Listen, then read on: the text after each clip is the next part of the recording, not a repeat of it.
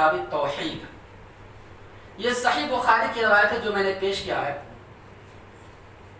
دیکھیے بہت ہی افسوس کے ساتھ یہ بات کہی جا رہی ہے کہ بہت سارے لوگ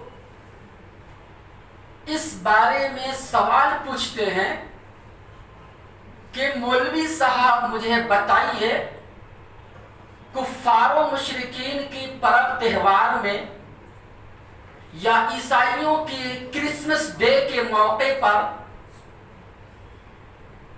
عیسائی اور کرسچن کے عید اور ان کے تہوار کے موقع پر مبارکبادی پیش کرنا کیسا ہے؟ یہ بھی کوئی پوچھنے کی بات ہے؟ اس کا مطلب یہ ہوا کہ پوچھنے والا شریعت کے بارے میں بالکل نہیں جانتا، پکا جاہل ہے. میں اسے جاہل سمجھتا ہوں. یہ سوال پوچھنے کا ہے کہ ان کی خوشی مبارکبادی دینا کیسا؟ لا حول ولا قوت الا باللہ. کسی بھی کفار و مشرکین چاہے وہ کرسمس ڈے کیوں نہ ہو، عیسائیوں کا پرب تہوار کیوں نہ ہو، یا غیر مسلموں کا پرب تہوار کیوں نہ ہو، کوئی بھی کفار و مشرکین کے پرب تہوار ان کی خوشی کے موقع پر کسی مسلمان کے لیے مبارکبادی دینا یا ایسے موقع پر ہدیہ تحائف پیش کرنا یا ان کو خوشی میں خوشی ملانا یا ان کے ساتھ چلنا بالکل جائز نہیں ہے، حرام ہے، حرام. علامہ ابن القیم رحمہ اللہ کہا کرتے تھے کہ اگر کوئی شخص کرسمس ڈے یعنی 25 دسمبر جو کل یا پرسوں شاید آنے والا ہے، ایسے موقع پر اگر کوئی ان کو مبارکبادی پیش کرتا ہے کوئی مسلمان اور ان کی خوشی میں خوشی ملاتا ہے یا ہدیہ تحفہ پیش کرتا ہے، نعوذ باللہ، یا ہاتھ میں ہاتھ ملاتا ہے، تو چور سے بڑا مجرم، ڈاکو سے بڑا مجرم، زانی سے بڑا مجرم، بدکار سے بڑا مجرم، سارے کے سارے گناہ کبیرہ جتنے ہیں ان تمام گناہ کبیرہ سے سب سے بڑا مجرم ہے، سب سے بڑا. اور یہی نہیں ہے، آگے یہ بھی کہا کہ ایسے موقع پر عیسائیوں کو کرسچن کو مبارکباد پیش کرنا دراصل صلیب کے سامنے سجدہ کرنے کے برابر ہے. صلیب سمجھ رہے نا، ان کا یہ ہوتا ہے بت، اس کے سامنے سجدہ کرنا، ان کو ماننا. کیوں؟ یہ اتنا بڑا گناہ ہے، آپ کو پتا ہے. قرآن مجید کے آیت پڑھیے، وقت نہیں تفصیل بیان کریں. سورہ مریم کے اندر اللہ نے کیا کہا؟ تکاد السماوات یتفطرن منه وتنشق الارض وتخر الجبال حتى ان دعوا للرحمن ولدا. کتنی بڑی بات. ارے جو آدمی یہ عقیدہ رکھتا ہو کہ نعوذ باللہ ثم نعوذ باللہ 1000 بار پڑھے کہ 25 دسمبر کو اللہ تبارک و تعالیٰ کے بیٹے کی پیدائش ہوئی ہے، اللہ بس اس موقع پر خوشی منا، یہ کہاں تک درست ہے؟ کیا اللہ تعالیٰ کو بھی بیٹا ہو سکتا ہے؟ یہ عیسائی اور کرسچن کا عقیدہ ہے. تو مسلمانوں سن لو، کوئی بھی ایسے موقع پر شرکت نہیں کرنا ہے، کسی بھی اعتبار سے ان کا ساتھ نہیں دینا. ایسے موقع پر دور رہے. اگر کوئی اس میں چلا گیا، ذرہ برابر بھی چلا گیا، شرکت کیا یا ان کو مبارک بھی دے دیا، تو انہی میں سے ہو جائے گا. کیوں؟ نبی کی حدیث ہے، ابو داؤد کی صحیح روایت ہے، جو اس سے پہلے ہم اس کی وضاحت کی ہے کہ عبداللہ ابن عمر رضی اللہ عنہ کہا کرتے تھے کہ اللہ کے نبی اکرم صلی اللہ علیہ وسلم نے بیان فرمایا، من تشبہ بقوم فہو منہم. جو کوئی کسی قوم کی مشابہت اختیار کرے، چاہے وہ ہندوس ہو، چاہے وہ عیسائی ہو، چاہے وہ کرسچن ہو، چاہے وہ بدھ مت ہو، چاہے وہ جین مت ہو، چاہے کوئی بھی ہو، الغرض اسلام کے علاوہ کوئی بھی دھرم اور کوئی مسلک والا ہو، اگر ان کی مشابہت چاہے عقیدے میں، چاہے لباس میں، چاہے خوراک میں، یا ان کے منہج یا ان کے طریقے میں کسی بھی اعتبار سے، تو اللہ کے نبی بیان فرماتے ہو انہی میں سے ان کا شمار ہوگا. کتنی خطرناک بات ہے. اور یہی نہیں، اس سے اور آگے چلیے. عمر بن خطاب رضی اللہ عنہ کی سیرت پڑھیے، ان کے فتاوے پڑھیں.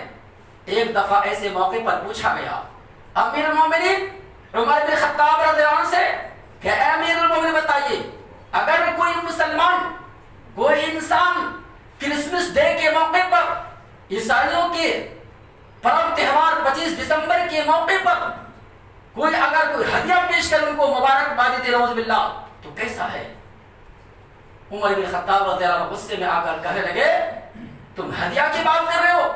ایسے موقع پر اگر کوئی انڈا بھی تحفے میں پیش کرتا ہے، ایک مثال دیا انڈا، کہ انڈے بھی اگر پیش کرتا ہے تو اتنا ہی کافر جتنا کافر ہوتا ہے۔ اللہ کتنی بڑی بات ہے! کیوں اللہ کو بیٹا قرار دینا ملا اور اللہ کے بیٹے کی پیدائش ہوئی؟ یہاں پر جو صحیح بخاری کی روایت ہے نا، اس مسیح کی طرف اشارہ کیا گیا۔ حدیث کے راوی سیدنا ابو ہریرہ رضی اللہ عنہ کہتے ہیں کہ رسول اللہ صلی اللہ علیہ وسلم ارشاد فرماتے ہیں کہ اللہ فرماتا ہے، یعنی حدیث قدسی، قال اللہ عز وجل، اللہ فرماتا ہے شتمنی ابن آدم وما ينبغي له، ابن آدم مجھ کو گالی دیتا ہے، اللہ اکبر، حالانکہ ان کے لیے مناسب نہیں کہ مجھے گالی دینا، اللہ کہتا ہے ابن آدم مجھے جھٹلاتا ہے، حالانکہ ان کے لیے مناسب نہیں کہ مجھے جھٹلائے۔ پوچھا گیا وہ کیسے اللہ کو گالی دیتا؟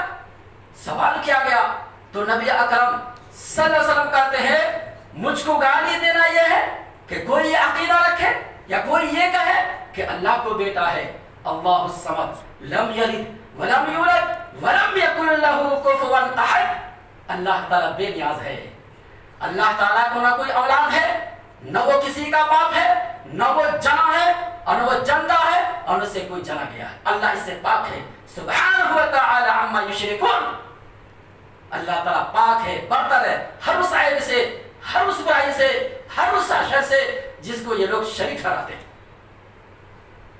اور اللہ کو جھٹلانا مطلب یہ ہوا کہ کوئی آدمی یہ کہے کہ اللہ تعالیٰ دوبارہ زندہ نہیں کرے گا، مرنے کے بعد، قیامت کے بعد، حشر کے میدان میں دوبارہ انسان کو نہیں اٹھائے گا، جیسا کہ مشرکین مکہ کا عقیدہ تھا، اور قرآن میں جگہ جگہ ان کے قول کو بیان کرتے ہوئے سختی کے ساتھ رد فرماتا ہے۔ اللہ تعالیٰ کہتا ہے کما بدانا اول خلق نعید وعدا علینا انا کنا فاعلین، کہ اے انسانوں سنو، جب تم دنیا میں نہیں تھے، تمہارا کوئی وجود نہیں تھا، تمہارا کوئی نام و نشان نہیں تھا، تمہارا کوئی چرچا نہیں تھا، هل اتى على الانسان حين من الدهر لم يكن شيئا مذكورا، کہ انسان پر ایک دور ایسا بھی گزرا کہ وہ انسان جسے حضرت انسان کہا جاتا ہے، ان کا نام و چرچا نہیں تھا، دنیا میں کوئی اس کا وجود نہیں تھا، کوئی نہیں پہچانتا تھا کون عبداللہ ہے تو کون عبد الرحمن ہے تو کون عبد الغفار، کون کیا ہے، لیکن اللہ نے وجود بخشا، پیدا کیا، ہاں تو وہ انسان جس کا کوئی وجود نہیں ہے، اس کے بارے میں جب اللہ تعالیٰ ان کو دنیا میں پیدا کیا، ایک بار بنا کر بھیجا، تو کیا دوبارہ پیدا کرنا ان کے لیے مشکل ہے؟ اللہ یہ کہتا ہے کما بدانا اول خلق نعید، یہ مجھ کو جھٹلانا پڑے گی؟ اگر کوئی ایسا عقیدہ رکھے یعنی قیامت کے دن کا منکر ہو کہ قیامت کے دن اللہ دوبارہ زندہ نہیں کرے گا، انسان مر جائے گا، سڑ گل جائے گا، مٹی کے حوالے ہو گیا، ختم ہو گیا، کیسے زندہ کرے؟ گویا کہ یہ رب کو جھٹلانا ہوتا۔ بہرحال خلاصہ کلام یہ نکلا کہ کوئی بھی پرب تہوار ہو، کفار کا، مشرکین کا، کوئی بھی کلچر ہو، ہر معاملے میں اس کا پیکاٹ کرنا ہے، ساتھ نہیں دینا ہے۔ اور اس موقع پر بہت سارے مسلمان ایسے چلے جاتے ہیں، یا تو کوئی پیسے کے لالچ میں، یا کوئی دباؤ میں، یا کوئی عہدہ کرسی کے لالچ میں، یا کوئی نام شہرت کے لیے، اور ان کو معلوم نہیں تم کس چیز کا سودا کر رہے ہو، ارے اپنے ایمان کا سودا کر رہے ہو، تمہارا عقیدہ نہیں ہے۔ اگر چلے گئے ان کی خوشی میں، پرب تہوار میں، ذرا بار بھی شرکت کرے تو تم بھی انہیں میں شمار ہو جاؤ گے، تمہارا اسلام سے کوئی تعلق نہیں، تم کفر میں چلے گئے۔ اس لیے ایسے موقع پر ہم کو بچنا چاہیے۔ باتیں بہت ساری ہیں، اللہ سے دعا کر اللہ تعالیٰ ہم مسلمانوں کو دین کی صحیح سمجھ اور نیک عمل کی توفیق عطا فرمائے، آمین یا رب العالمین، سبحانک اللہم۔